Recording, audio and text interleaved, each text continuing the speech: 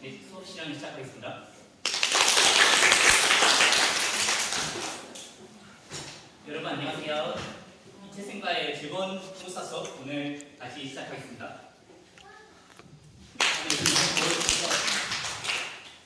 다들 학생 호응이 너무 좋아요. 정말 고마워요.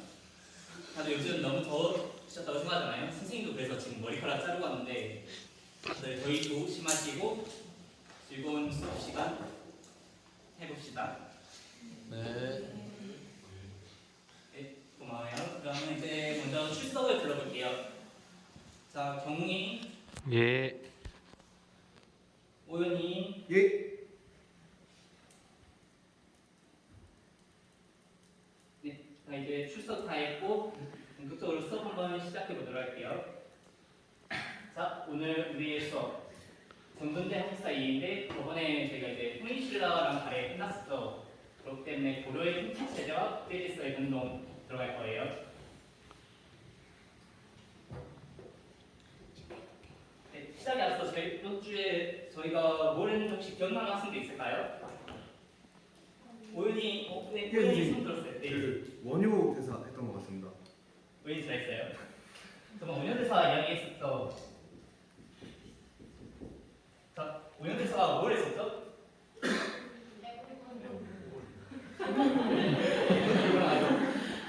다들 나오지 않으세요? 또 그리고 혁준이? 네, 혁준이가 속도를 뭐라고 했죠? 그쵸, 일심사상. 하나된 마음에서 모든 게 또 비롯된다. 라는 일심사상이 있었죠. 일심사상도 있었는데 또 유명한 문효의 한게 말씀하신 게 있어요. 이걸 하면 은락이 난다. 이걸 외치면 은락이 난다. 나무아미탑을 외치면 은락이 간다는 아미타 신앙이 있었죠. 그리고 저번에 온효 대사를 이야기했을 때 온효 대사를 이야기한 다음은 인물이 있다고 했어요. 맞아요. 의상이죠. 자, 의상은 어떤 걸 했었죠? 이야기 잘 해주셨어요. 다들 기억력이 좋네. 화엄사상 이야기를 했었고 그 화엄사상으로 화엄정을 또 개창했어요. 다들 기억 못할 줄 알았는데 정말 기억력이 좋네요. 선생님은 하루 지나서 잊어버린데. 자, 그리고 이 두 사람에 의해서 이제 불교가 이제 대중화될 수가 있어요.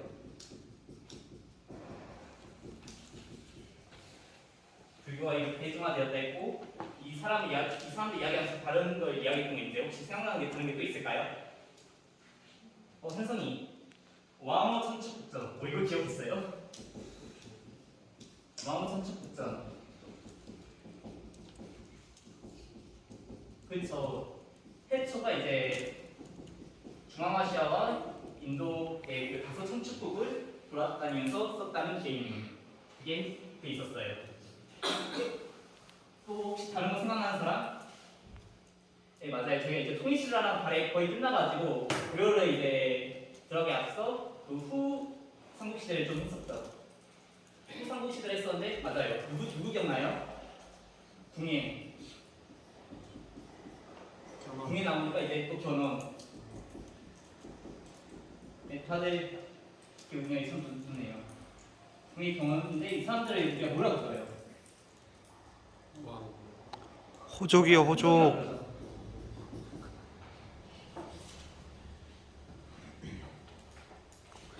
그래서 호족이라고 그러는데 이제 이 호족이라는 사람들이 뭐에 영향을 받았다? 선종과 풍수지리설에 영향을 받았다. 자, 선종 참선을 실행하면 우린 깨달음을 얻을 것이다. 그 통일신라 말기에 이제 다 뒤엎어지고 많이 혼란되었다고 이야기했잖아요. 그래서 호족이라는 세력들이 이제 기어가려고 올라왔는데 선종을 통해서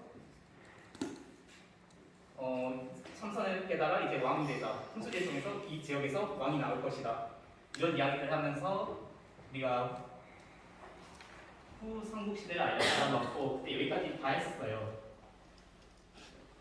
태조 왕건이 궁예를 밀어내고 고려를 공격한 다음에 기경으로 선두를 했고 신라 동수만과 이제 우호적인 관계를 지내면서 항복을 받아내고 마지막 후백제를 몰락시키면서 후삼국을 통일했다 이렇게 이야기했었어요.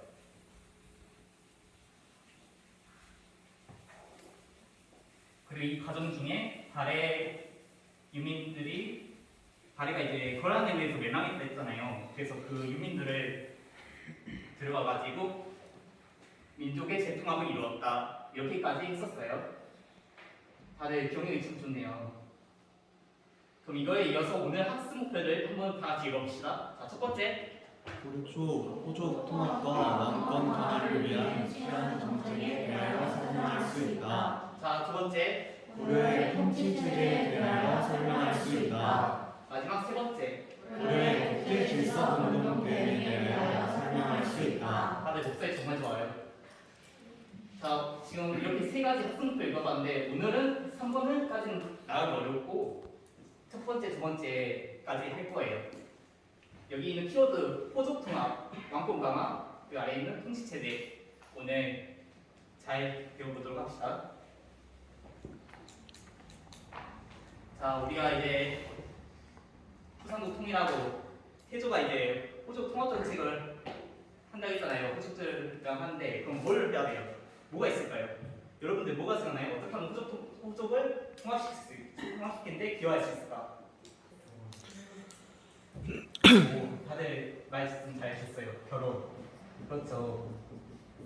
결혼을 통해서 야 너랑 나랑 같이 그쪽인데 같이 힘을 합쳐서 이 나라 세웠어. 그게 우리 깡자야. 끝까지 가는 거야. 이렇게 해서 결혼을 해가지고 그 딸과 결혼했는데 이게 한 29명 정도 결혼을 했다고 하죠. 에이 선생님 거짓말 안 했어요. 진짜 29명이 이런 식으로 나오더라고요. 그래서 이랑 결혼을 했는데 결혼하고 이제 성씨를 또 화살을 해줬다. 왕시성을 또 왕시성 같은 걸 또 화살을 해줬다. 이런 것도 있었죠. 그리고 이 결혼도 중요하긴 한데 또 중요한 거 인재도 좋죠. 인재도 좋고 단 중요한 거 이게 있어야 돼요. 토지가 있어야 돼. 돈이 있어야 돼. 그래서 역분전을 또 지급을 해줘요. 이러한 제도들을 통해서 우리는 태조가 또 통합 정책을 했다는 것을 이야기해 볼 수 있어요. 자, 그러면 시작하기 앞서 고려 방금 이야기했던 태조에 대한 그러한 정책들에 대해 간략히 영상 튼튼히 한번 보면서 다음으로 진행할게요. 네, 다들 잘 시청하셨죠? 방금 이야기했던 이제 결혼, 성씨아사, 그러한 역분전 등등이 나와서 민족 통합 정책에 대한 내용 설명을 해줬습니다. 자, 근데 이제 호족을 통합 정책을 하면 물론 좋긴 하겠지만 이제 어느 정도 견제를 할 수 있는 그러한 요소들이 필요하겠죠. 그거의 대표적인 게 사신간제도. 그 다음에 기인제도가 있었다. 자, 사신간제도. 중앙 고위관료를 사신간으로 삼아 출신지역을 다스리게 했어요. 자, 대표적인 사신간 누구 있어요? 누구라고 했죠? 또 다른 사람? 정호. 네, 정호. 그렇죠. 신라 동순왕. 신라의 마지막 왕인 동순왕에게 사신간을 임명해줘서 그 지방 경주를 다스리게 했어요. 네, 자, 너희가 여기 지방 다스려. 대신 너희가 춤춰. 잘 다스려야 돼. 이런 식으로 하는 거죠. 그다음에 두 번째 기인제도. 그 지방에 이제 유력한 가문들의 후족의 자제를 이제 인질로 삼아서 데려와가지고 출신지 일을 자문하게 하는 제도예요. 이러한 호족 견제 제도들을 통해서 태조가 통합 정책뿐만 아니라 견제도 있었다는 걸 알 수 있어요. 그리고 이제 나라를 새로 만들었으니까 인생에 대한 그런 안전도 기울여야 되잖아요. 자, 여러분 인생에 있어서 중요한 게 뭐예요? 돈. 맞아요. 두세 내줬어요. 조세 징수를 좀 들어줬고. 자, 경훈 혹시 생각나는 거 있어요 또? 빈민 구제기구인 흑창을 설치했습니다. 자, 경훈이 잘 말씀해 줬어요. 빈민구제기관인 흑창, 진대법이랑 비슷하게 생각하면 돼요. 복직을 빌려주고 나중에 추수기에쯤에 그 다시 갚게 한다. 그러한 빈민구제기관도 같이 해줬어요. 이러한 민생 안전을까지 조려줬다고 할 수 있는데 이제 지금까지 했던 건 대내적이죠. 대외적에는 뭘 했나? 자, 대외적으로 이제 아까 봤던 그 사진에도 있었지만, 자, 고려가 왜 이름 고려라 했을까요? 그렇죠. 고구려를 이었어요. 고구려를 이었는데 지금 토지를 봐봐요.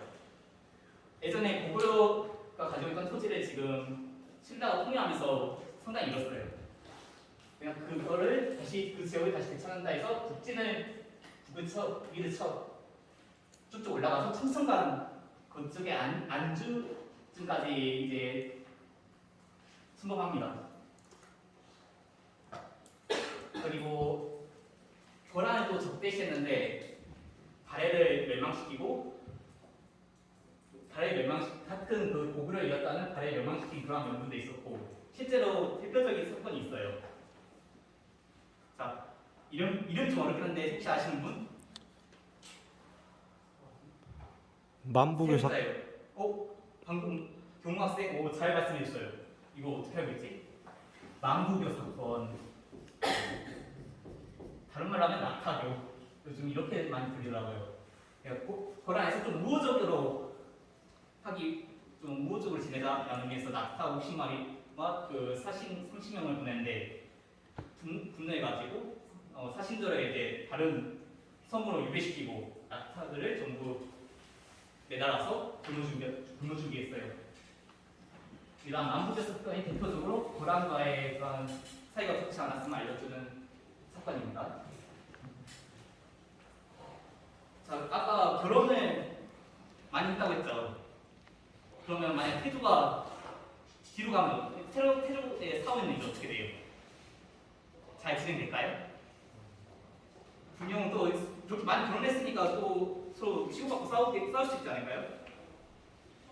그런 걸 또 고려했는지 이제 태조가 후대에 남기는 그런 유언이라 해가지고 훈요식을 남겼어요. 여기 있는 게 책에 있는 건 일부분으로 4, 5, 10을 했는데 저번에 정원과 그 전문을 한번 보고 싶다고 해가지고 선생님이 여기 링크 좀 가져왔습니다.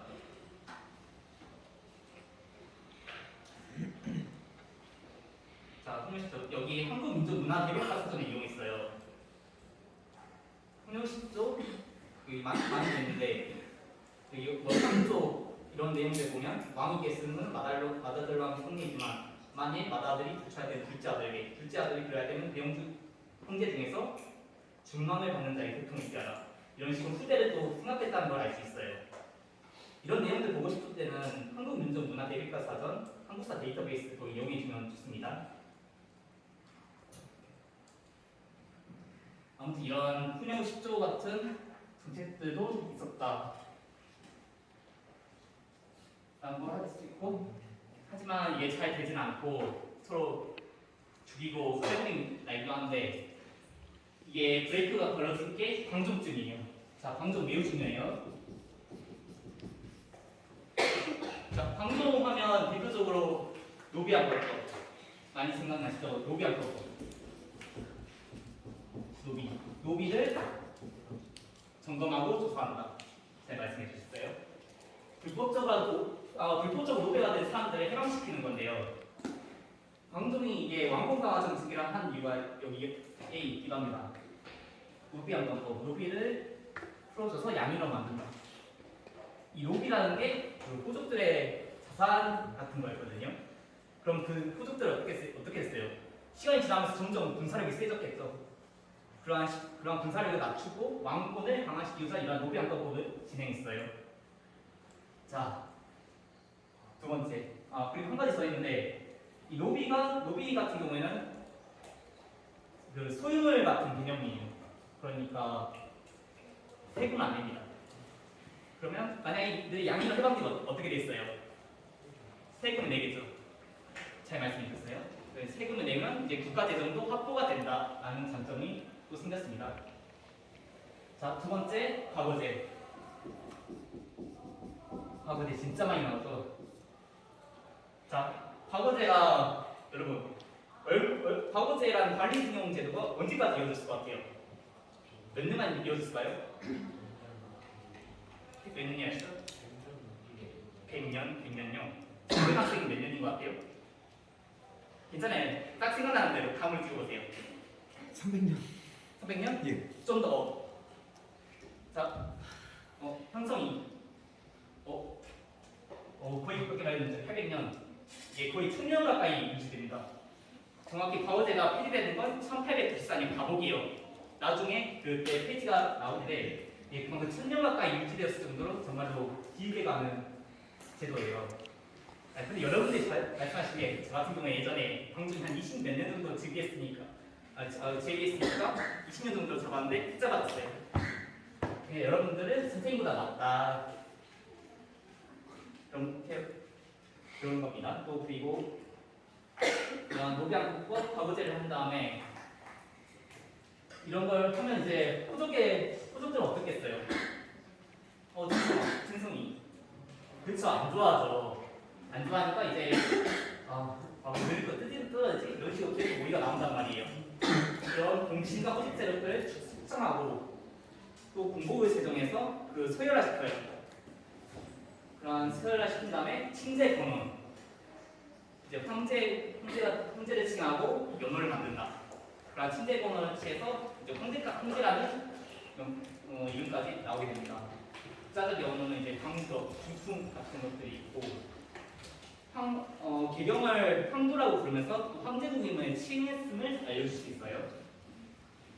이러한 황종이 매우 다양한 왕국방을 진출하면서 보냈다는 것을 알려주었고, 다음으로 또 유명한 사람이죠. 승종. 광종이랑 승종 거의 더블로 나옵니다. 잘 기억해두고요. 자, 승종 같은 경우에는 이제 최승종의 시무 28조. 이거 헷갈린 경우가 있던데, 광종의 경우에는 이제 쌍리가 과거제를 건의했고, 시무 28조 같은 경우에는 최순로예요. 헷갈리면 안 됩니다. 최순로의 시무 28조를 받아들여 유교정치 이념을 바탕으로 중앙과 지방정치 체제를 정비했다. 자, 여기서 성종, 왜 성종일까? 성이라는 게 정말 세우다. 통치체제나 그러한 시스템 같은 걸 세우다. 그런 의미들이 그어진 게 성종입니다. 그러한 기틀을 마련해 준 게 성종이어서 그렇고요. 대표적으로 이성육부, 중앙통치체제 이성육부가 있고 지방관 파견도 있어요. 자, 고려의 중앙정치체제도 이거는 여러분들이 잠시 1분만 눈 한번 봅시다. 네. 자, 다들 읽어보셨죠? 여기서 간단히 보면 이성육부. 맞아요. 정우가 또 잘 말해줬는데 저번에 우리가 노래할 때 상징육부 나왔었잖아요. 그것처럼 당에서도 가져와서 독자적으로 표현한 겁니다. 이성. 원래 중서성, 문화성, 상서성인데 이걸 중서성이랑 문화성 합쳐서 이성으로 줄여졌어요. 중서, 문화성, 상서성 이 이성이고 상서성 아래에 이병, 홍, 애궁 이렇게 6부가 있어서 이성육부입니다. 도병마사와 신목도방 같은 경우에는 독자적인 부분인데 이게 중요해요. 도병마사 같은 경우에는 국방과 군사 등의 문제를 논의했다고 해서 신목도방 같은 경우에는 새로운 제도와 시행 규칙을 제정했습니다. 도병마사 같은 경우에는 이제 원래는 외적의 침입이 원래 많잖아요. 고란이 침입해, 여진이 침입해, 나중 가면 몽골도 침입해 이런 외적의 침입이 엄청 많단 말이에요. 여러분들도 많이 들어보셨죠? 예, 그렇죠. 그러한 침입들이 많아서 그러한 외적의 침입에 빠르게 대응하고자 했던 게 도병마사인데 워낙에 일들이 많으니까 그러한 대부분의 국방과 군사적인 문제 논의를 도병마사에서 맡아서 합니다. 그래서 도병마사가 중요해요. 그 다음에 추리 같은 경우에는 군사비밀, 승성 같은 경우에는 왕명춘낙. 그리고 재신과 난사 여기 또 중성난성 읽어보시면 되겠고요. 여기서 두 가지 정도. 대관. 자, 대관의 기능은 언론 기능이에요. 여기서 뭐라고 나오죠? 대관이? 여기서 언론 기능이 있잖아요. 여기서 낭사랑 그 다음에 모사대가 합쳐졌거든요. 대관이.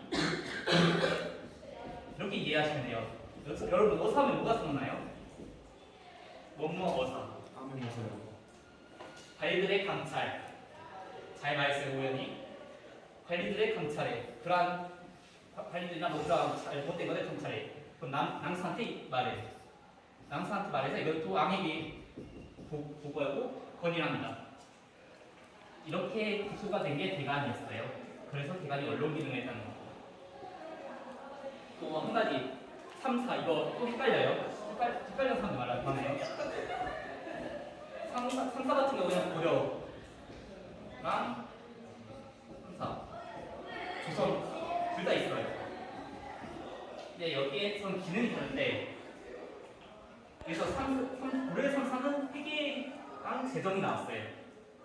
조선은 어떤 기능을 했을까요? 뭐라 했죠? 맞습니다. 오, 정말 똑똑하시네요. 여기 대관의 기능을 조선에 가면 3, 4가 맡았어요. 뭐 사원부, 사감원, 홍문관 나중에 또 이야기할 거예요. 그러한 3, 4 조선의 3, 4의 기능은 언론이고 고려의 경우에는 재정과 회계이다. 이걸 좀 구분해 놓으시면 됩니다, 여러분. 그 다음에 오도와 그 다음에 지방행정 같은 경우에 또 한번 간략히 이야기해 봅시다.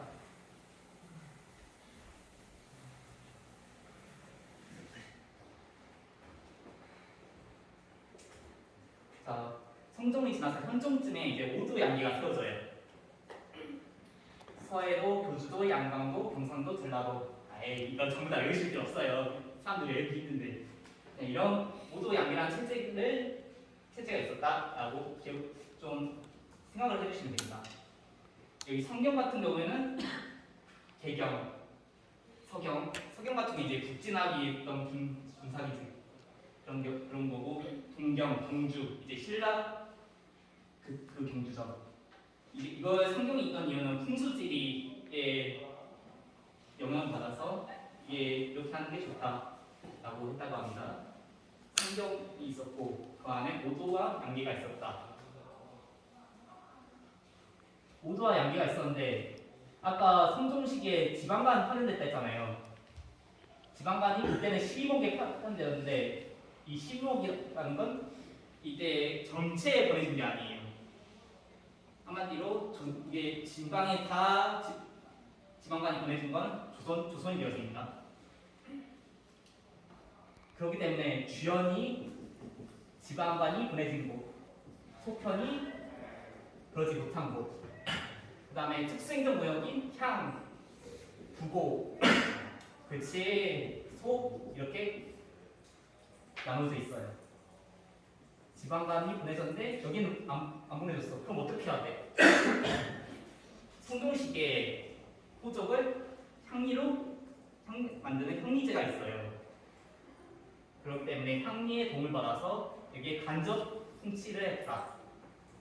지방간이 다 뭔가 다 자니까 향리의 협력을 받았다. 이렇게 이해하고 있으면 됩니다.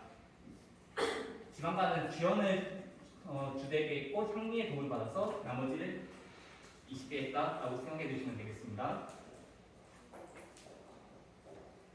자, 거의 다 나왔어요. 음서 많이 들어봤죠?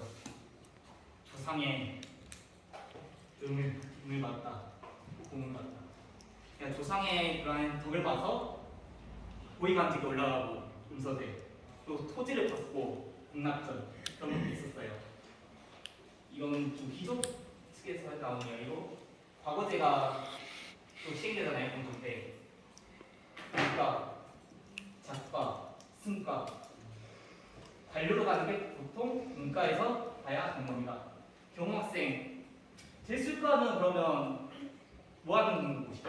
뭘 보는 거죠? 이제 제가 기억하기로 재술가는 잘 기억이 안 나. 이제 명경가 같은 경우에는 유교 경전을 평가해서 가는 게 명경가로 알고 있습니다. 네 맞아요. 명경가, 유경강이 명경가고 자 그럼 질수가는 뭘까요? 경홍학생 잘 말해주세요. 자 그럼 질수가. 그치 혁준이 잘 이야기했어요. 질수가 그냥 문화적 재능이랑 또 정책 같은 것들을 보는 장소예요.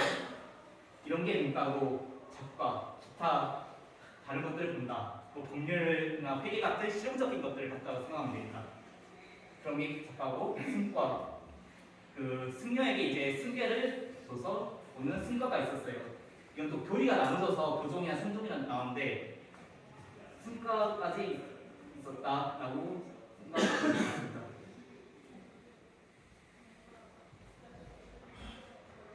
자 이렇게 개념 설명들 했는데 이제 한번 다 같이 로드마이프 한번 해볼까요? 지금까지 배운 내용들 토대로 우리 지금 수업 전에 이야기했던 대로 다들 잘 앉아 있어가지고 1조부터 7조까지 다 잘 앉아 있네요. 그러면 사전에 이야기했던 것처럼 오늘 모든 활동을 진행해 볼 건데 자 주제는 이렇습니다. 어렵지 않아요. 여러분들이 블로거예요. 그럼 블로그에 글을 쓰고 싶어. 근데 그 주제가 이제 오늘 배웠던 태조, 성종, 광종 같은 왕들 아니면 또 오늘 배웠던 지방 통치제들 등 그런 식으로 하면 됩니다. 왜 이런 주제를 했냐면 우리 오늘 학생 됐잖아요.